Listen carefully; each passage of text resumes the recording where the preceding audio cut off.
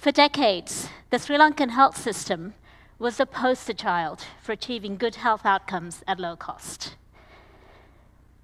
Throughout the 1980s and 1990s, even as civil war derailed economic growth and progress in Sri Lanka, Sri Lankan babies continue to survive and thrive in greater numbers.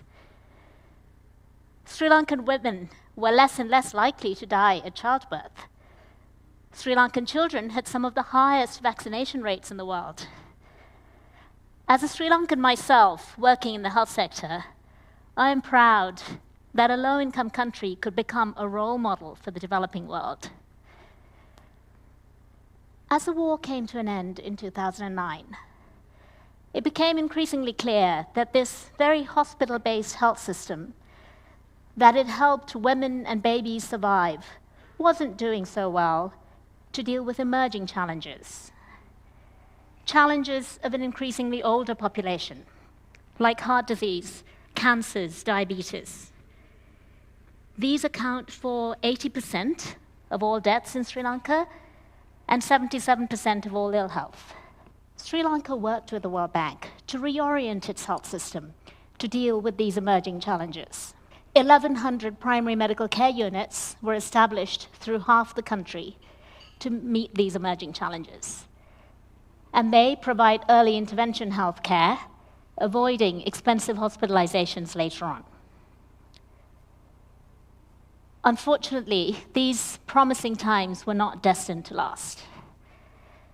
In 2022, Sri Lanka was once again facing the deadly punch of fiscal and financial crises, a microcosm almost for the many crises we're seeing around the world right now, as countries reel from the after effects of COVID-19, war, inflation. Sri Lanka literally ground to a standstill. Unprecedented foreign exchange constraints meant critical shortages in fuel, drugs, medical supplies. Kids went without food, let alone school.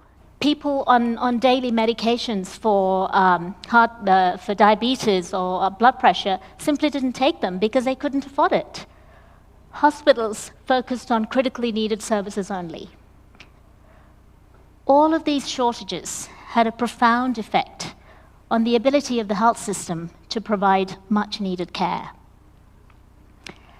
And I learned all of this firsthand in the most frightening way.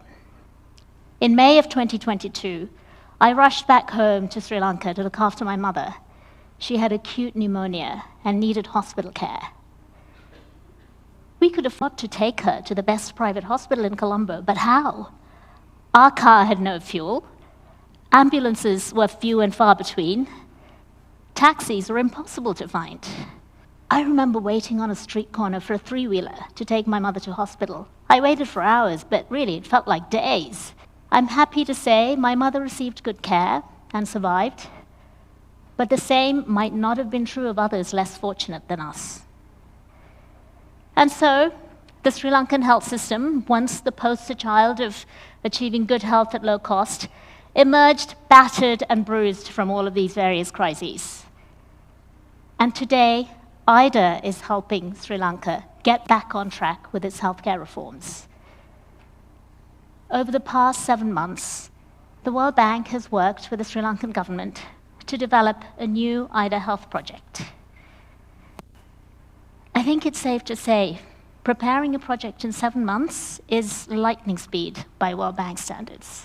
This new IDA health program will scale up much needed healthcare reforms to revitalize the health sector in Sri Lanka.